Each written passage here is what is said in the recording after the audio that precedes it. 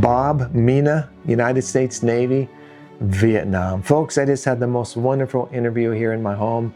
Bob Meana rode out here on his motorcycle with Tony Burning from Illinois just to come here for me to interview him. It's been a great 3 hours that we spent together here. I just saw them leave on their motorcycles. I'll maybe include a shot of that, but my heart's touched by them coming out here. And Bob wanted to tell his story. He's never told his story before. He enlisted in the Navy in 1966, was in Vietnam in 69 and 70. He was what I would call a riverboat captain. They ferried supplies and ammunition and troops up and down the Mekong Delta in Vietnam. And he did that for almost a year, and then went back to San Francisco. He was on an aircraft carrier for 8 months, and then he went into the active reserves for 20 years. So he's spent a career almost doing this. But Bob was on this LCM, the landing craft vehicle, landing ship vehicle, gray marine diesel engines, just like the same engines that he called them, I think, Detroit Screamers, that are on the Higgins boats, what I covered with World War II in Normandy and Iwo Jima, that would take troops into shore into combat. But he tells some great stories about life on the river, man, life on the Delta, and his buddies and what they experienced, you know, where they slept on those boats, and just the Huey helicopters, the gunships, they were all involved. And unfortunately, Bob is having some health issues because of Agent Orange. He said they didn't know they were spraying Agent Orange.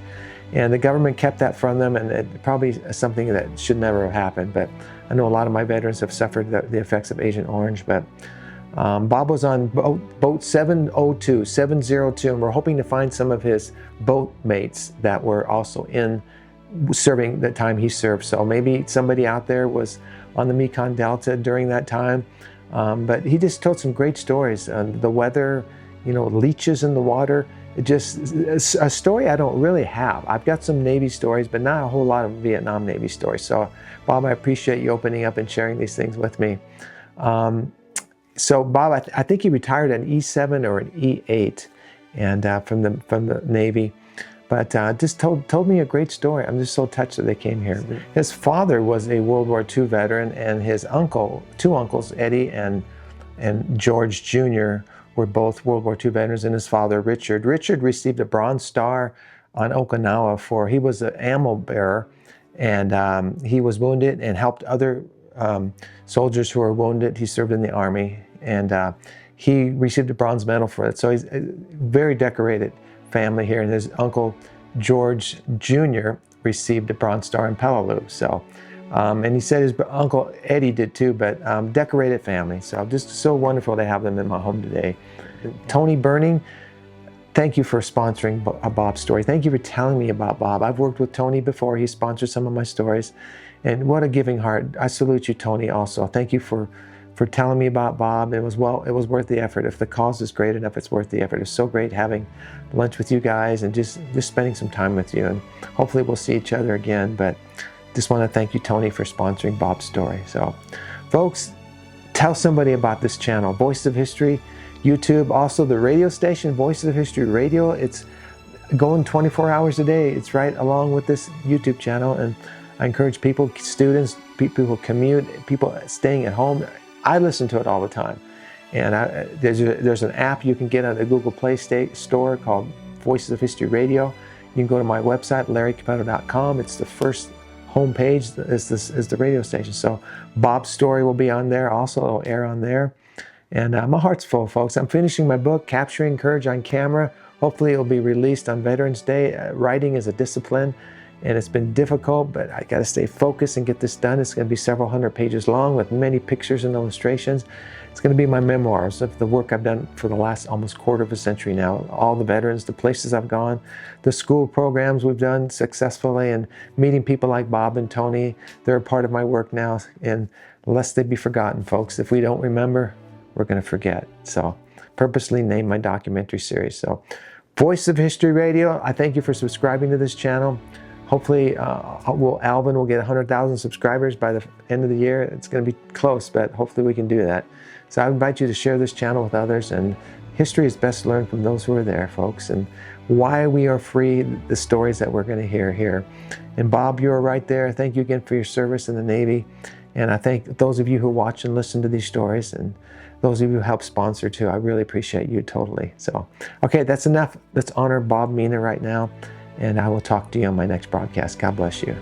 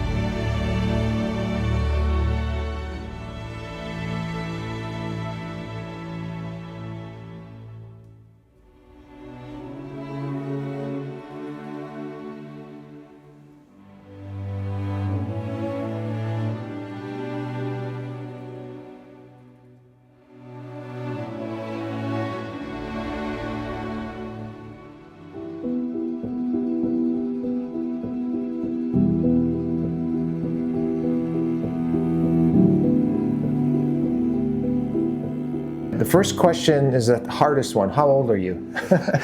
77 on the 20th of this month. Really? 2 days ago or 3. So you just turned 77? Yeah. Okay. And kind of a sobering thought is that the Vietnam veterans today are about the same age as the World War II veterans were when I started my work 22 years ago. Interesting. They were in their late 70s, early 80s. So it's a sobering thought, because in 20 more years, who's going to be around to tell your story, you know?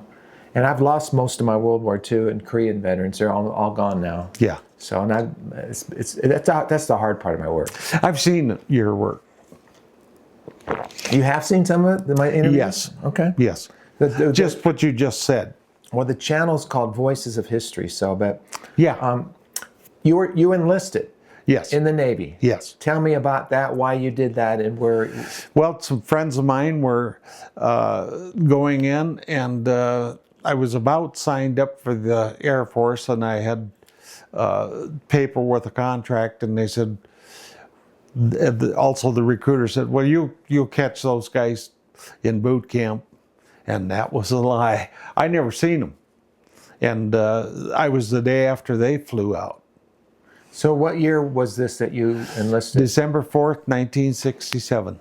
So right out of high school? I worked for the summer and then decided to join. I thought it was a patriotic thing to do. What did you know about Vietnam at that time? Nothing. Did you think you'd go there? Really didn't listen to the news. I didn't really even know anything about Vietnam. Did your dad encourage you, or did he say anything? First time he ever shook my hand and said goodbye. Wow. And you were living in Illinois? Yeah, I got on the bus in Dubuque, Iowa, and it was an all-day trip to Des Moines, Iowa. And then how soon did you go to basic training? Right from Des Moines. So you went to San Diego? Yes. Mm-hmm. How many weeks was that? 8 weeks boot camp, or? I'm not sure, but I do know it was way after the first of the year. And the same old story was, did you hear? Great Lakes has got spinal meningitis. We're going to be getting out of here early. And that was a lie. Why did you choose the Navy, Bob? Just because of the other two buddies. But I never ever seen them. So when you went in, what was in the Army they called it an MOS. What was your job in the Navy? I took the test and I just started as a E3 or E2 seaman recruit. And then they divided us when we took our test to see where we would be best fitted, well, then they tried to put you in that where you could do well. So what rank were you when you got out of the military? Well, I did 4 years active, 20 years in reserve, best thing I ever did. And so I had 20 some years actually then. And you retired as? As an E7, a chief boatswain mate. Chief boatsman mate? Boatswain's mate. Okay. How do you spell boatsman? Boatswain, I believe. Yeah.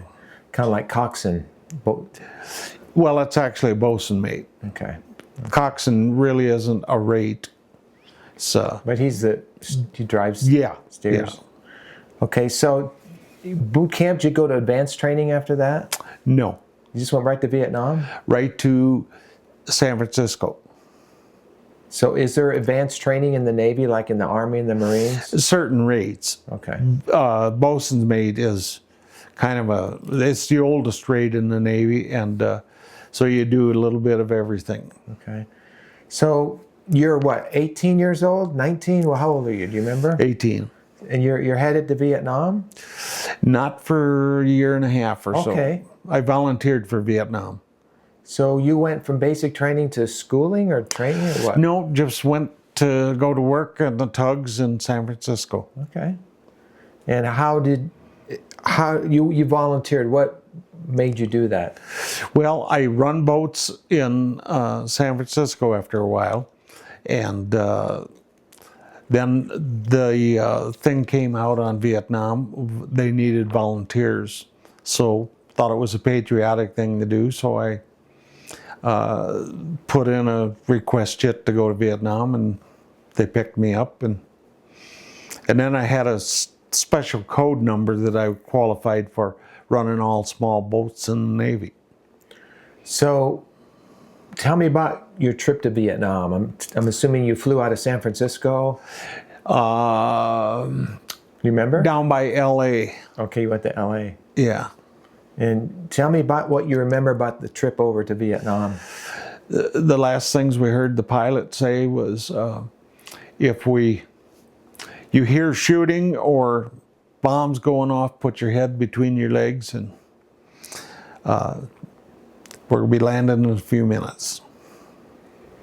That was your trip into Vietnam. Yeah, well, yeah, that was my trip into Vietnam. Do you remember, what do you remember about getting in country? What do you remember about that?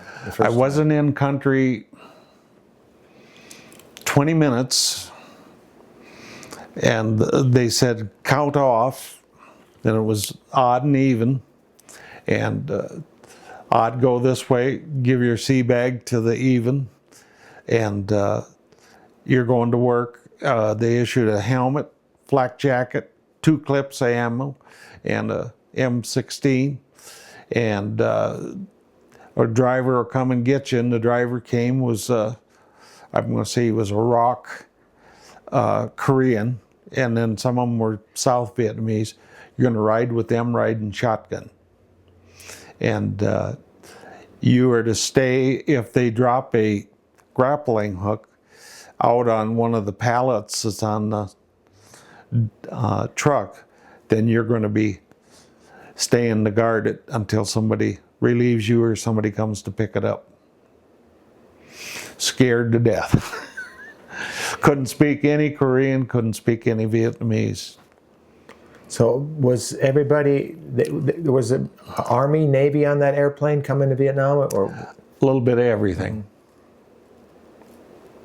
It's interesting. I've heard a lot of stories because I'm intrigued by the flight over and then the flight back, and what you felt, what you saw, what you smelled. Was there a smell when you got to Vietnam? A lot of people said they were hit with a... Yeah, yeah.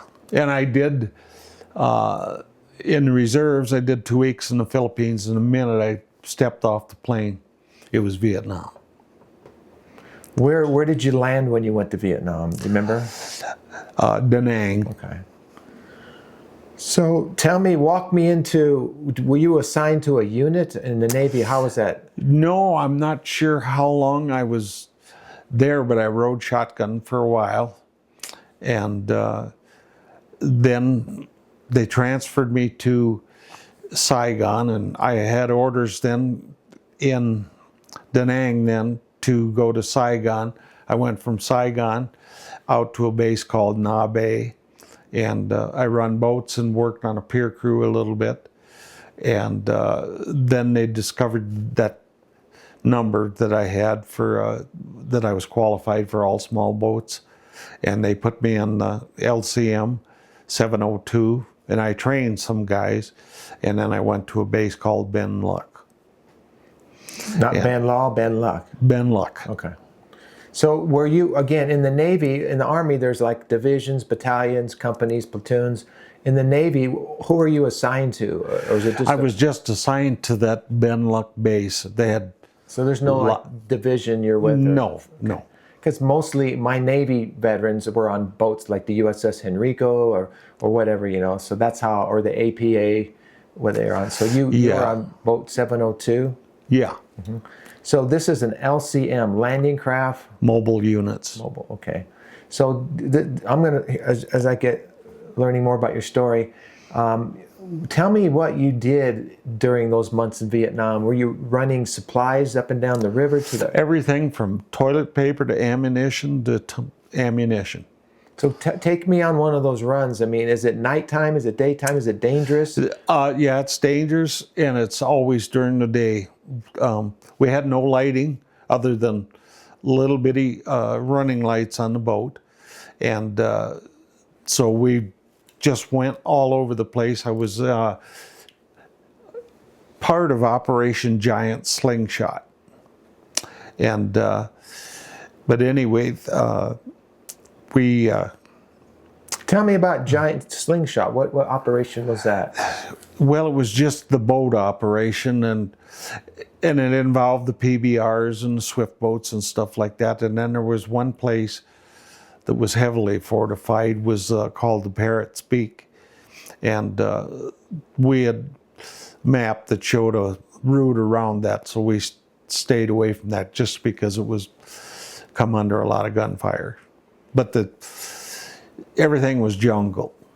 And I think a big advantage I had, I was hunted and stuff when I was pretty young, and I was used to being in the woods, which somewhat is similar to the jungle, but the Viet Cong could be 3 feet in the jungle and you'd have no idea they were there.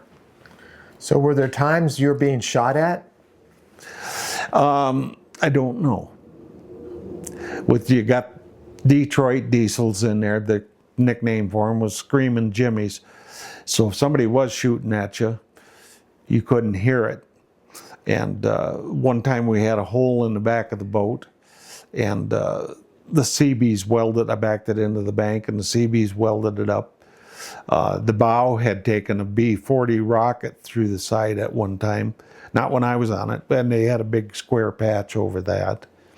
And one interesting, and that was a little later in my time there, is I remember a Cobra, or whatever the gunships were.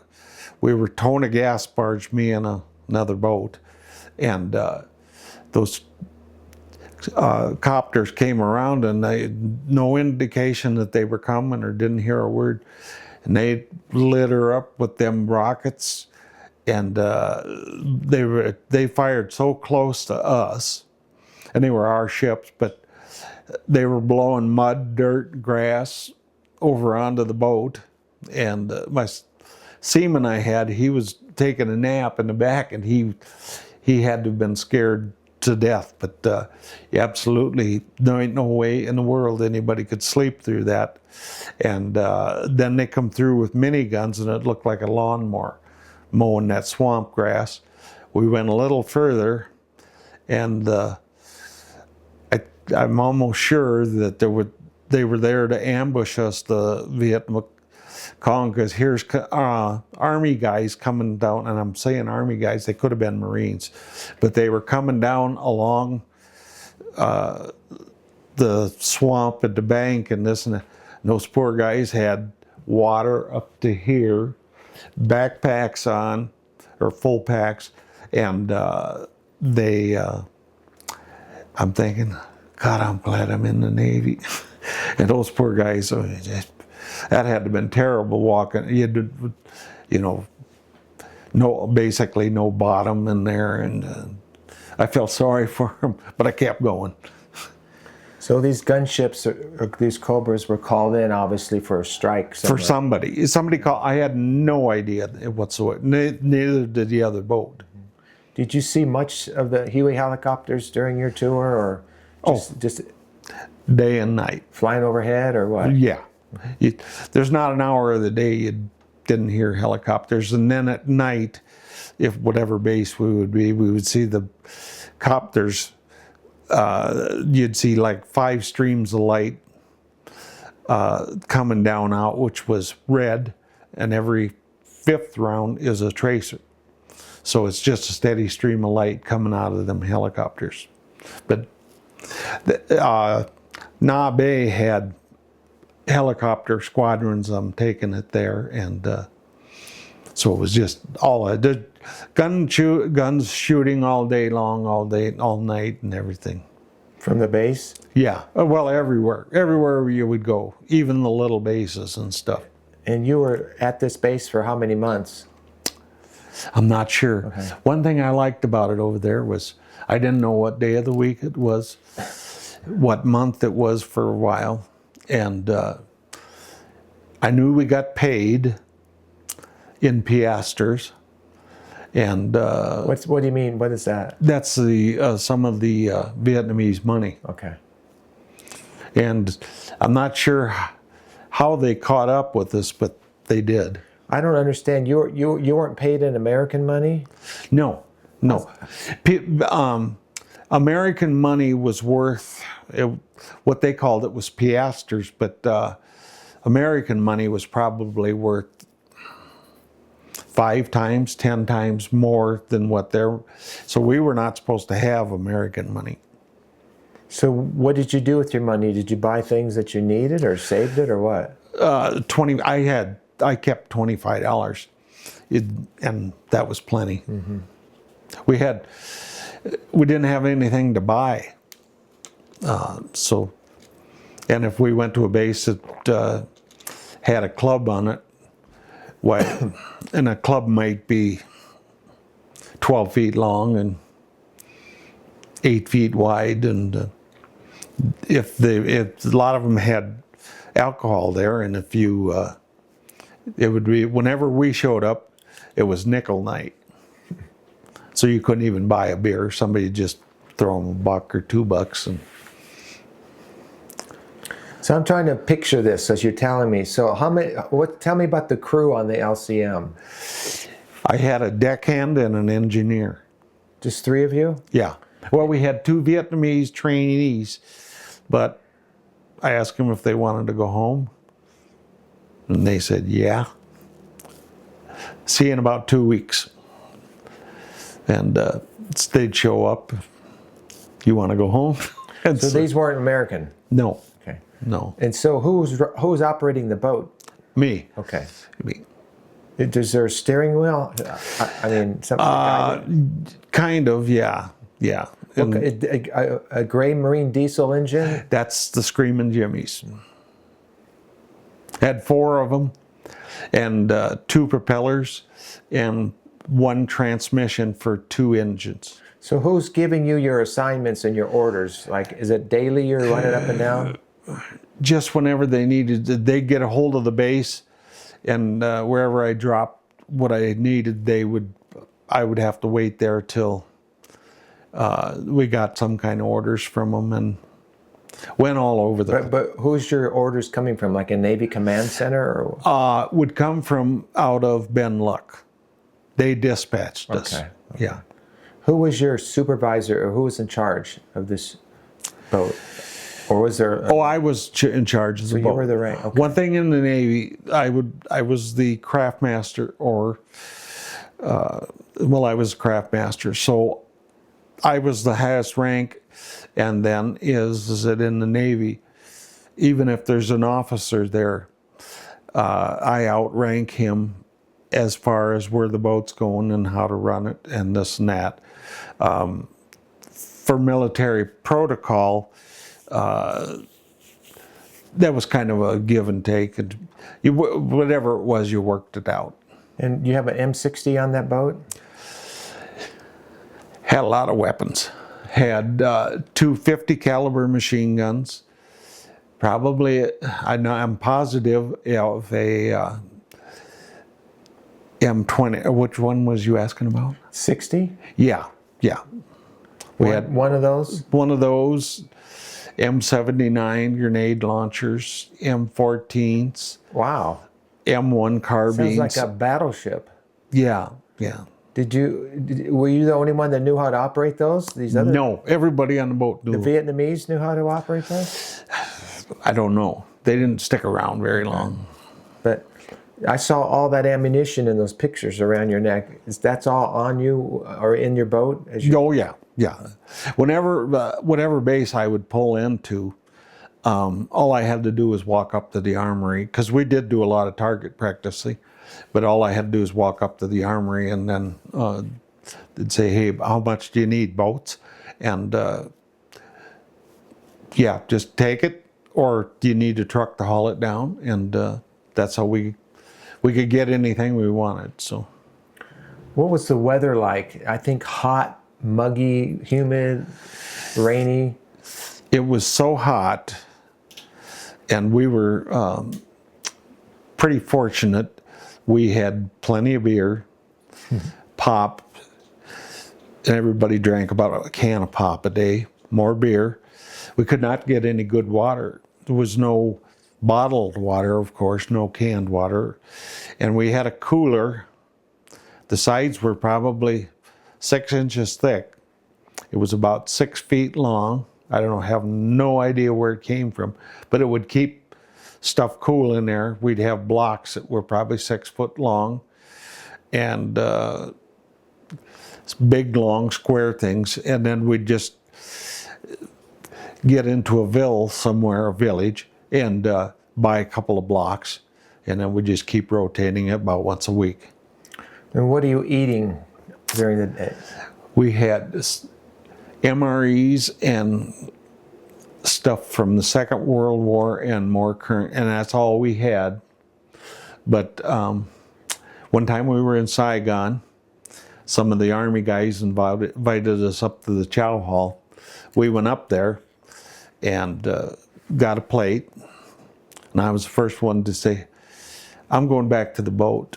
I dumped my tray, and when the door slammed when I walked out, door opened and they were right behind me.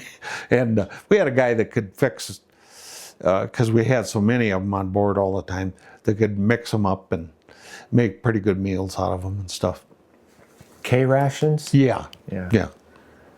Pack full of sodium from World War II?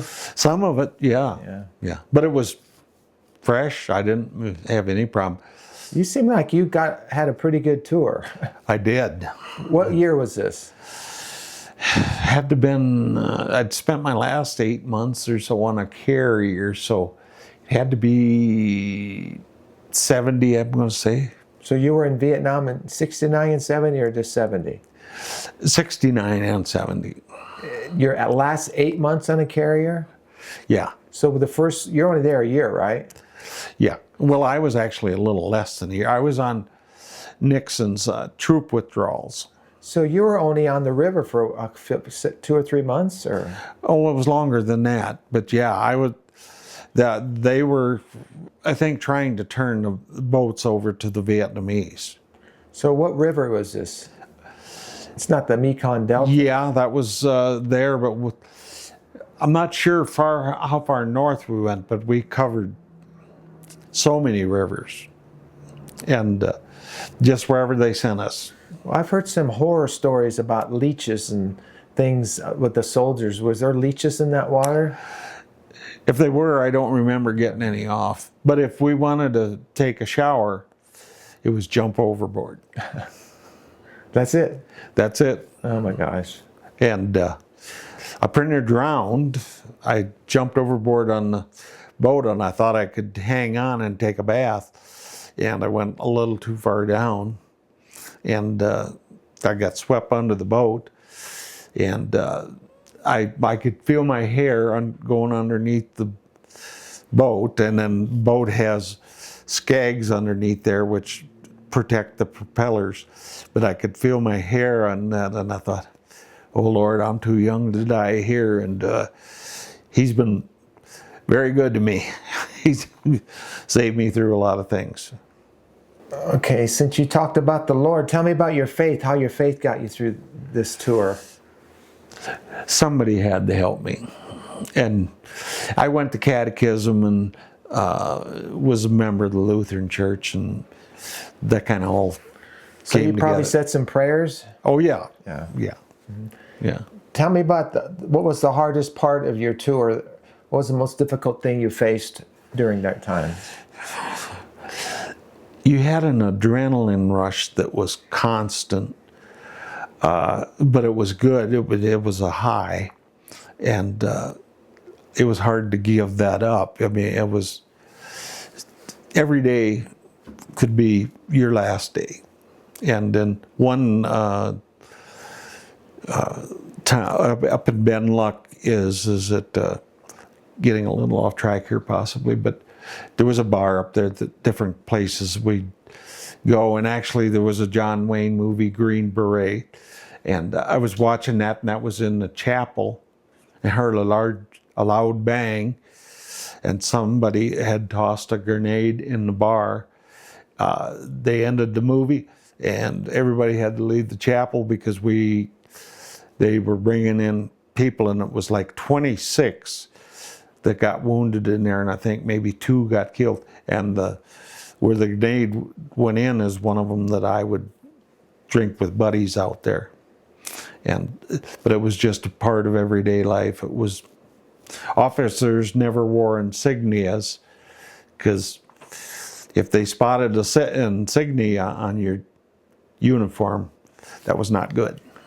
Yeah, target, huh? Yep, a target. Yeah. Yeah.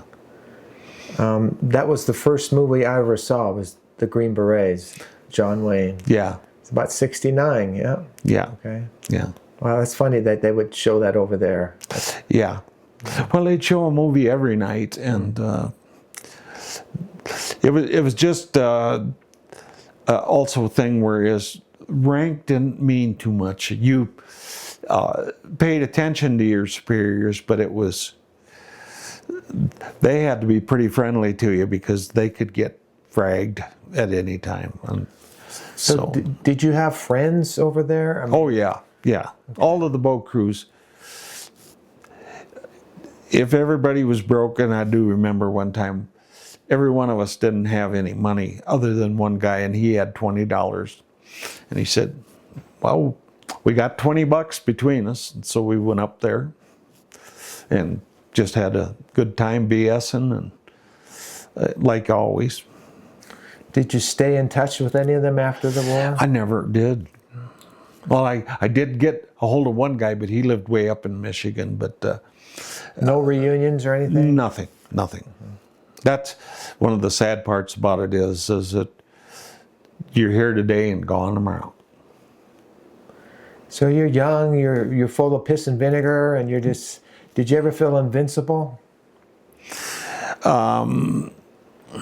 I didn't worry about where, I guess if that's invincible, then yeah.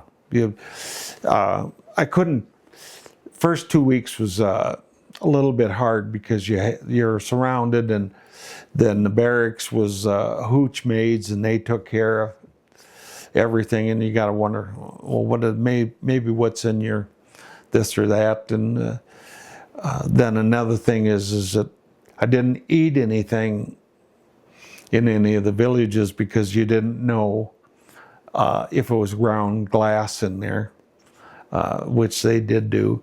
And then you really didn't want to carry too much of anything in your pockets because the little kids would kind of eyeball you up, and then they'd leave a little runway, and then they'd come flying by you, but their hands could be in and out of your pocket in a heartbeat. So you're coming up against the VC, the Viet Cong. Did you ever see them running around shooting at you? And not that I know of shooting at me, but one time there was a sampan, and they were all in their black pajamas, and I think maybe they had AK-47, and I think that was Viet Cong, but we just waved to them and they waved back, and we just kept going. It was kind of a deal as I wasn't there to kill anybody, I was just supporting the troops. And so how many LCMs were there at the time? Several? The Army had some, and I was stationed with 3 other boats. Did anybody ever get wounded or killed in any of the people that you were around? One of them got wounded, and it was nothing serious, but one of them got wounded. And with them Detroit diesels, they're so loud you wouldn't hear a bullet if it hit. And you're basically, even in I was always on the rivers, and basically all of the time they could be 2 foot inside that or 3 foot inside the jungle, and you wouldn't see them. That picture you showed me, it almost looked like an LCVP with a ramp that dropped down. Well, that's the ramp that was on the boat that I ran. It could hold a bulldozer or an army tank or a big end loader. The one I think that you showed me was I think it was one of those Huck, started with an H, but it was one of those, and they're basically just to haul troops. Mm-hmm. Did you ever haul troops? One time. Mm-hmm. And what it was a practice to kind of simulate how things were in the Second World War. And we probably had 50 to 100 Vietnamese in there, and there was 2 other boats there, and I'm not sure whether they were Army or what, but they wanted us when we come down the Meek. Well, when we were doing that, the ship had called us that had the troops on it, and they wanted me to lower the American flag and put up the Vietnamese, and I can't do that. And they didn't ask a second time. But did you simulate a beach landing and a soft landing? We landed. And the ramp went down? Yep. Do you have to wind it down, or how does it come down? No, I got hydraulic controls. It was very funny because we got into the beach, but the bottom is always up and down like that. And one of them, the first one's off, was in over his head. And the second one there, he rolled up his shirt sleeves and took off, gave his buddy the M16, and then grabbed the guy's helmet that's underwater and lifted him up and got him back on the ramp. And so I had to try and get in a little closer, and anyway, they got off then. So, but that was the first, well, I was told that, so I don't know if it's true, but it was the first invasion of a beach since the Second World War. But it could have been Korean too, but so that boat was similar to the LCVP? I mean, in that it carried troops, the ramp went down? Mine was big enough they could do troops or whatever. Mm-hmm. But one thing about it, though, is that if you were doing an invasion, the troops would have a lot bigger hole to get out of, but somebody was defending the beach, had a much bigger target to shoot at. So that was it a steel plated plywood? Yeah, it was just all steel. Mm-hmm. Okay. Did you ever have to fire any of the guns on your boat? We fired them all the time, but we just target practice a lot. Okay. So were you carrying what they call a short timer calendar? No. D-row state or anything like that? No. Yeah. No. That's maybe this Army? Because the Army and the Marines would talk about they're getting short and... Well, they had it a hell of a lot worse than I did. And I was happy that I was in the Navy. And I guess maybe I handled it different than other guys did, but I didn't. Got to be honest, I don't have a lot of Navy Vietnam stories, probably because of this ground war and all that. But so when I find somebody like you, it's interesting because you were just as a part of it as everybody else. You're serving your country. I mean, but you're not thinking about serving your country, right? You're in Vietnam. You're not thinking about... Well, you just don't think about it. I was there, and then you would hear about the baby killers and all of this and that. And we had one guy on the boats.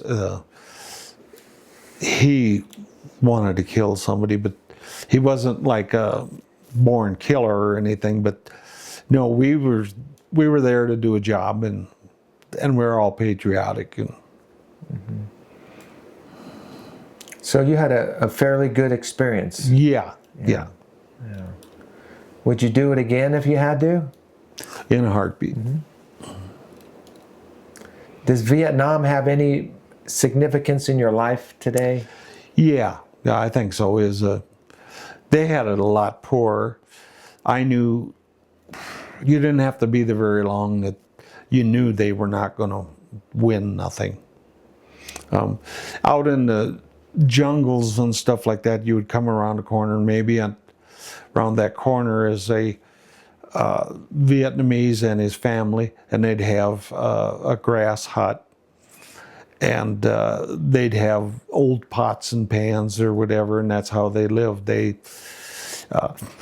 fished a lot and got rice from wherever, and they were so much backward compared to us that there's no way that they're gonna be a threat to us or lucky to support themselves. Is this referred to as the Delta? You hear about the Delta, the river? Yeah. Okay.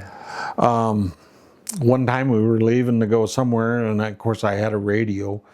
But then is that somebody found a body, and then, well, there's one over here, and there's one over here, and there's one over. Well, the SEALs were here last night, and so we got the heck out of there. They had some body bags that they brought up. The bodies get real big in a short time. In the water? Yeah. Did you have to retrieve those bodies? No. Okay. No. Didn't want to. Who picks up the dead bodies? I mean, I think the fish. Oh, okay. They would have been South Vietnamese, not. Okay. If it was U.S., why we'd have grabbed somebody if we seen them. Any other combat situations with the Hueys, the gunships, or you, or from a distance, or at night? I mean, any other combat situations you could tell me about? Well, not a combat situation. Seeing the guys with the bags, with the ears. Some of the SEALs had pet snakes in the barracks, and just so much going on all the time. It's just everyday life. So were you working around the SEALs? They were there? I almost went to the SEALs, but because I had that code number, and they needed, I think, a boat operator that had that, but I never went. They put me on a notice that I was going to possibly go to them, but I never did, and I think it was because I wasn't a SEAL, and they were some tough guys, more mentally than anything. They knew what they were doing. But they're the elite group in the Navy, right? Yeah, most. Yeah. Probably in all of the armed forces, I would think. So if there's anybody there that I don't like, the Green Beret or any of the others, I have as much respect for them as I just don't know what I trained for 3 or 4 weeks in Coronado, California, actually, but that's when I maybe said San Diego, but I trained in Coronado, and then weapons training for me was out at Camp Pendleton. So you were just basic training, not river training at Camp Pendleton, right? You're just learning. No. Yeah. But as far as the SEALs, I'm interested. So did you interact with them at all, or? No, they everything they did was double time. They were out in the ocean and this and that. But no, SEALs were SEALs, and they might have stayed in the same, I think same barracks around where we were, but they did everything on their own. And you almost became a boat operator on one of their boats. Yeah, and I think it was just because I had that code number to operate all small boats in the Navy. I wonder what that would have been like if you would have went out with them. That'd been pretty dangerous, right? Well, I thought about that, but I was worried. You find out who's a leader and who isn't, and so I felt if you're gonna be in a gunfight of one type or another with them, and I did not want to let them down. That I would be scared or chicken, and I was happy when I didn't go with them. But I did learn, even on our boat, is like when those, I was saying where I think we were going to get ambushed there, is the guys that, when the shit hits the fan, they're looking for a leader. And I think that's, the Navy tried to drill that into you, and I think that was very good that they did that. Well, you sound like a tough guy. Well, I like what you're saying there. Well, I picked up a name then, and they called me Rock for a long time. Did they really? Yeah. Okay. Yeah. Yeah. But they had a lot of confidence and respect for me, and of course I gave that to them too. But yeah, that's it. I've interviewed a lot of Navy World War II. Really, nobody in Korea. There wasn't any Navy, maybe other than the initial landings at Incheon or whatever, but some in Iraq, Afghanistan. But overall, I'd say it's Coast Guard, Navy. Not a lot of stories for me personally. So that's why when Tony contacted me, when he contacted me, I don't know if you had already asked him, but did he ask you or tell you that about me in Colorado? Why did you decide to come out and do this? Tony told me about it and asked me if I would do it, and I just said yes, and that's how I got here. Have you ever told your story before? No, no. One thing is that Vietnam vets a lot of them that don't talk about it. There's a lot of people out there that are not Vietnam vets, and I think that's, and I watched some Second World War stuff, and they had to be sure, because there was a lot of guys wanted Purple Hearts and Bronze Stars and Silver Stars that really never seen any combat. And I had a friend to tell me how much he was, but he was on a ship, and there's no ships that go up and down other than the Saigon Channel. And so there's just not enough water for them. So your time on the carrier, was that on the sea? Yeah, it was on the U.S. Constellation. In 8 months? Yeah. What did you do for 8 months on that ship? I was in a deck division, and so I was third class then, and I turned down second class in Seaman third class?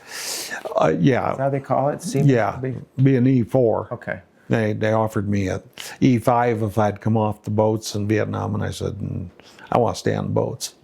So tell me, you're on the aircraft carrier? Is that, Yeah. What's landing? What type of aircraft are landing on that? F-14s, and that was pretty much it, I think. Well, it was aircraft and C-130s and stuff like that. Who did the napalm strikes? F-14s? I'm not sure. So is it all day long coming and going on that ship, the aircraft? When they're out to sea, yeah. So were you out to sea? Yeah, I caught it in Bremerton, Washington, and it just came out of its overhaul. So, but you didn't get on the carrier until you were in Vietnam, right? I was first before that, yes. Okay, say that again. I was in Vietnam first, and then the carrier at the end. But you didn't go back home. You were still in Vietnam. No, I caught the carrier in Bremerton, Washington. It was in an overhaul. Okay, so you were in Vietnam on a carrier. No. Okay, that's what I want to ask you. Oh, yeah. Yeah, so you were already back home. Yeah. So had you already completed your tour and then you're back home, or what? I went around Thanksgiving back home. I got back in the States, and then I had my orders, and so I drove out to Bremerton, and then we transferred to San Diego. So you spent a year in Vietnam on the Almost river. a year. Okay, then you got Transferred. orders to go home. Yeah. Well, I went to Treasure Island. We landed in Travis Air Force Base, and we landed in Travis Air Force Base, and then went to Treasure Island in San Francisco. Okay, because I was thinking you were in Vietnam on the carrier. That wasn't right. No, Okay. no. So I was thinking you're doing napalm runs. Yeah. Okay. Okay. All right. And then after that, you got out.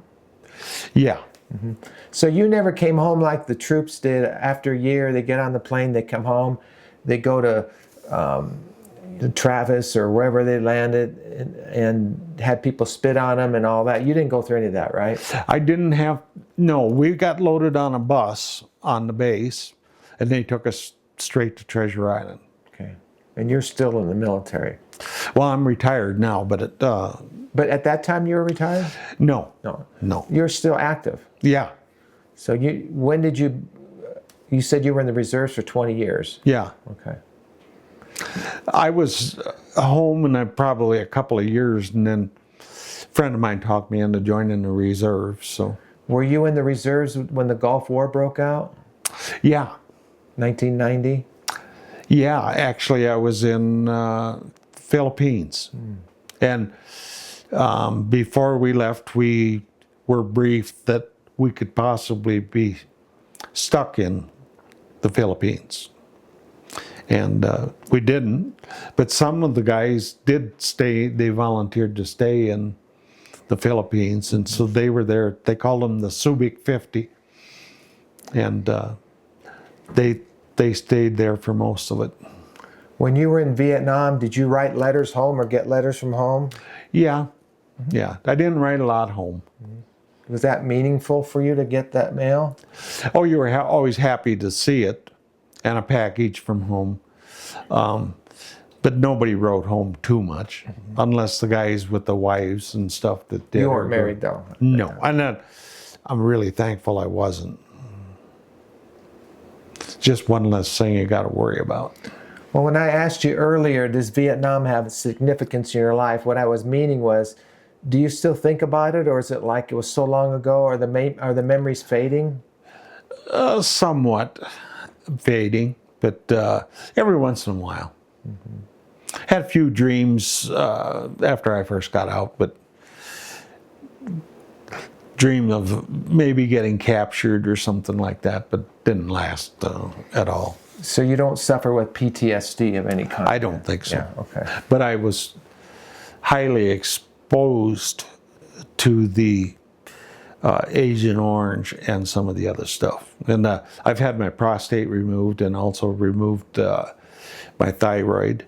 And I was very disappointed in the military. They could have prevented a lot of that. Like where I was on the boat is, I didn't have to take a shower. I just took, and I didn't, if on the boat, if I wanted to shower, I just had to jump in. And being in the Midwest, we have, green growing all the time. And some of these areas with not a blade of grass. There was absolutely nothing alive. And I thought, what in the hell happened here? And I wondered that for years. And then I seen a Vietnam special. And then I jumped up and I told my wife, I was wondering where the hell where that was. And then, my God, it's all over. So they had sprayed it all in that area? Well, they just sprayed it everywhere, and wherever they probably thought that the Viet Cong was, I take it, I hope. But you didn't know it at the time they were doing that? No, So, nobody was, there was nothing about Agent Orange. And the health problems that you guys have had is because of that, huh? They won't say yes or no. And when I first got back, I was I was on the phone with the VA, and of course they had it's like a song or a statement about this or that. And it was, well, if you're a Vietnam vet and been exposed to Agent Orange, we'd like you to call this number, and I call that number. And so they scheduled me for a physical, and I went down and took it. So the doctor then got done, and he said, I don't see where you have a claim at all. I said, I didn't come down here for a disability or anything. I listened to the tape, and I got a hold of you to do that. And he said, oh, well, you don't have a disability. And so then I left, and of course later on, then the prostate showed up, and then I had thyroid, some problems there. I had some lumps, and they weren't cancerous, but the prostate was cancerous. And so I knew I was probably with that Agent Orange. The most disappointing thing is they could have prevented a lot if they knew what was going on. And they had to have known that you know, they didn't tell us that we're spraying this to kill people or whatever. And because I never would have jumped over, because the other guys on the boats, we all did the same thing. Boy. Yeah, I've run into that a lot with my work, Agent Orange. Yeah.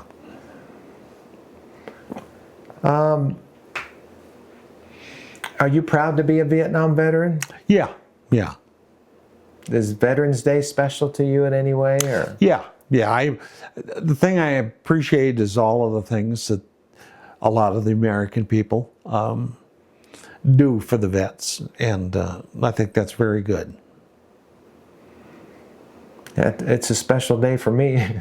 Yeah. I tell the media it's every day. Veterans Day is every day for me, not just one day a year. But yeah, for the most part, were these people, not without getting into a political thing or like that, is guys didn't go over there with intentions of killing people or anything else. I mean, it'd have been real easy for any of us boats to shoot somebody if you wanted to, but no, we didn't. We target practiced, but only because the protection of ourselves. But yeah, sometimes we'd toss cans that would, like peanut butter or jelly or something we didn't eat. We'd just toss it over to some of the fishermen or something that was along the bank and stayed there. Well, probably didn't even stop. Yeah, my Vietnam film is my most watched video on my YouTube channel. I've had a lot of people watch that, but I don't know, did you watch Vietnam Remembered? Do you remember if you watched the Vietnam film, the whole film? I have not. Okay, yeah. But that focused on the Air Mobile Division. So I had a lot of helicopter crews, pilots, door gunners, crew chiefs. So anything you said about the Huey or the gunships, I think is interesting, because you said they're flying over all the time. Yeah. Yeah. I'd hated to pay the fuel bill. Are there sights, sounds, or smells that bring back Vietnam today? Oh, not well. Sometimes I think of the guy that was the engineman off on him, that he did want to kill somebody, and where we see where somebody killed somebody or something, I think of him once in a while, and I just hope that everybody did. Is he'd get close to a 50 caliber machine gun, and he'd lift up the deal and try and get around to go into it with a belt of ammunition, and then we'd have to get away from there, and we had to make sure that he did. Those 50 calibers, but they're a hell of a weapon. 5 rounds through one of them, we had flak jackets, 5 rounds through that would get that barrel so hot, the flak jacket would actually melt some of it, and it would stick to the barrel. You had to pry it off to get it off. Did you use any kind of ear protection when you're practicing? If you wanted ear protection, if we had toilet paper, stick it in. No ear protection. I would think that would take a toll on your hearing. I think it probably has. You seem pretty good with that, but like if a helicopter flew over, would that remind you of Vietnam? Yeah, yeah, yeah. Because I know it does the soldiers. They can hear it coming from a long way. Yeah. Well, that's a distinctive noise, and I can tell it right now. Well, if you watch the beginning of my Vietnam film, you'll see what I'm talking about with the Huey. But so I was just as fascinated with the Higgins boats in World War II that brought the troops into Normandy, to Iwo Jima. The ramps came down. And then in Vietnam, I was just as intrigued with the Hueys because they took troops in and out of battle. So. And that's the name of the other boat we're similar to a Higgins boat, only a lot bigger. We could probably haul 4 or 5 of them, maybe more than that, in there. It's a flat bottom boat. Yeah. Yeah. Yeah. Well, a lot of them, when they went to Normandy, the sea was so rough they all got sick and they had vomit bags and the whole bit. But it's pretty amazing. It's kind of amazing that some people don't get over it, but once you get your sea legs, that doesn't bother you at all. So is that something that happens over time? I mean, well, for me it didn't. It's but I don't remember anybody getting sick. On the river, yeah. Yeah. But when you're on the waves, tell me a little bit about your dad. He served in the Pacific in World War II? Yeah. With which branch of the military? Army. Army, okay. Never talked to him hardly at all about it. He never talked about it either? No. He probably saw combat. He was wounded 3 times, you said. Yeah, yeah.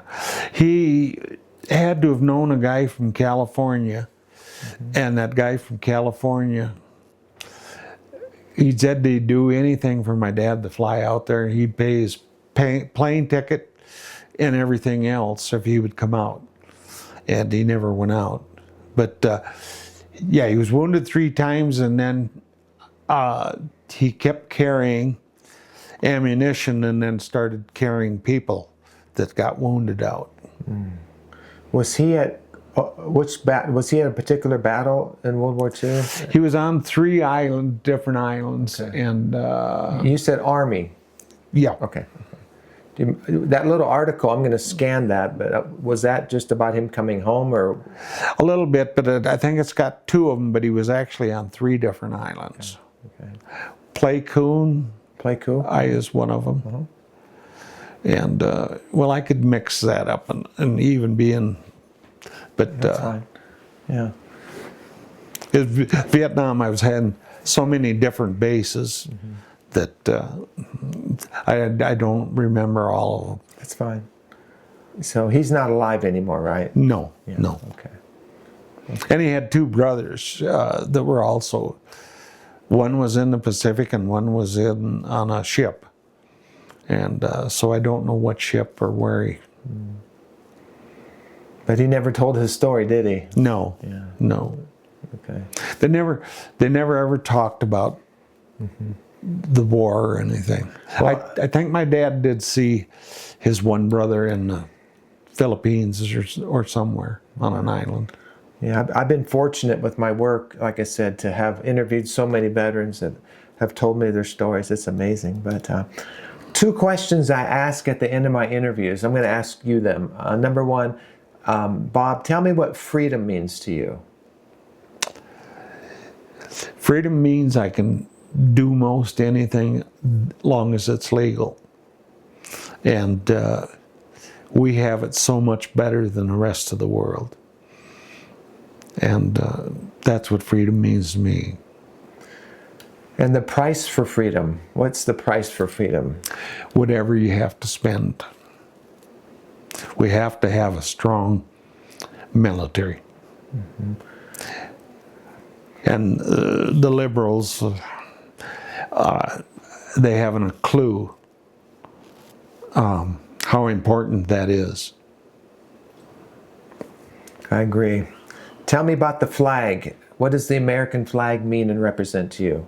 I still have one of the original flags off in the boat I ran, and I haven't flown it. it's just it's a symbol of our country. For the they've done a lot of great things. I've been on one of the flights to the Honor flight. honor flights, and boy, that was great. We went to Arlington, and where the guys where the flag was flown over Iwo Jima, and the knowledge that was in there, that's like Lincoln and some of them wrote, is it'll about bring tears to your eyes how they were with the country, and they're spot on. And if you've been like I have in Vietnam, I'd never trade that for anything, and I'd go back if I had to for any reason, but you just can't put a price on it. Mm-hmm. Tell me again your rank when you were in Vietnam. What was your seaman third class? Yes. Boatswain mate third class. Boatsman mate third class. Yeah. I'll put that on the screen, okay. And would I put boat 702? Should I do that? Oh, that'd be fine. Okay. Maybe one of the guys that were off one of the Mike boats out of Ben Luck or Na Bay would know what it was. We lived on there. We slept on there. We didn't sleep in the barracks. We stayed on that boat. 24 hours a day, Really? 7 days a week. Where do you sleep? Right on the bottom of the deck? The Seabees built a house back there, and we had, as you see in the things, we have it where it covers the coxswain flat, and so we can go rain, snow, shine, not snow, but yeah. One time we tried a day that was terribly hot, and I don't know how we had eggs, but somebody had an egg, and we cracked it and laid it on the deck, and it was turned white, and Wow. yeah. It's that hot, huh? Yeah, but you got used to it. And I think you actually built a scent that repelled the mosquitoes. And maybe it was just because I was on water, but... Oh, that is interesting, what you just said. Anything else you want to share about your tour? I mean, you said a lot. You came a long ways. There's so many things that did and seen. And one time we always parked next to one another when we got to Ben Luck, we had one of the Mike boats had a mini reefer. And that mini reefer held frozen foods. And they had to have a generator running all the time. But sometimes when we happened to be in Ben Luck, we'd have, I don't know where they got a stainless steel 5-gallon bucket, but we put butter and lobster and shrimp in there, and anybody, and had steaks going, and anybody on the base or anybody had a pet dog, we all had kind of a party there, and that was a pretty good time. And the camaraderie is just hard to explain, how you can do anything. And we were up at the club one time, and I would tell Tony about it before, but I don't know how the guy did, but he ended up, he didn't have a stitch of clothes on. And I just picked him up and threw him over my shoulder and carried him down to the boats. And he didn't even know it the next day. Didn't have any clothes than what he had in there. When you said your rank, is it going to be like 2 chevrons on your... One. One? Okay. And anchors. Yeah. Okay. And then they have like an eagle on top of that. Right. Yeah, I've seen those. Yeah. Okay. I'm going to ask you to do one more thing, and then I'm going to take a picture of us, okay? Okay. But before I let you turn off the camera, I'm going to ask you if it's okay to look into the camera and can you give a salute into the camera? Okay, I could try that. Go ahead. That's good. Thank you. I just want to shake your hand on camera. Thank you for your service. Thank you. And thank you for coming all the way from Illinois to Colorado for me so I can interview you. Yeah. Well, what you're doing for all the veterans is, I think, very good. Thank you. Yeah. It's been a journey, an incredible journey, I tell people. So Yeah. it's been, like you asked me about the military, I sometimes feel guilty about that, but all my veterans tell me, be glad that you didn't have to go, you know. So Yeah. I'm grateful for you and others that have served over the years, and you're one of my guys now. Good. So Good. I want you to give me a smile into the camera, okay?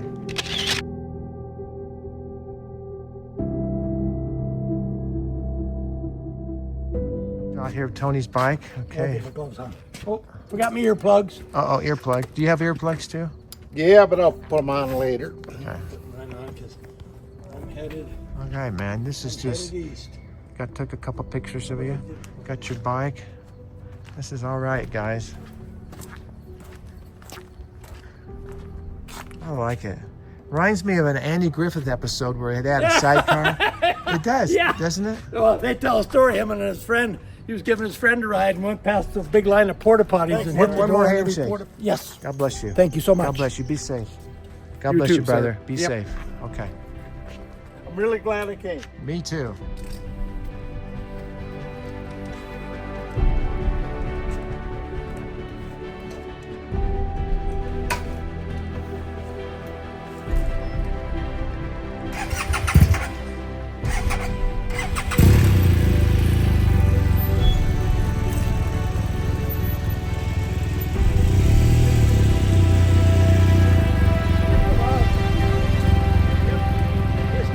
Yeah. Better.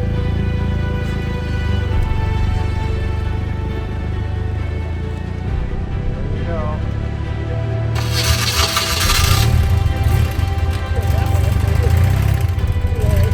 Hey, brother.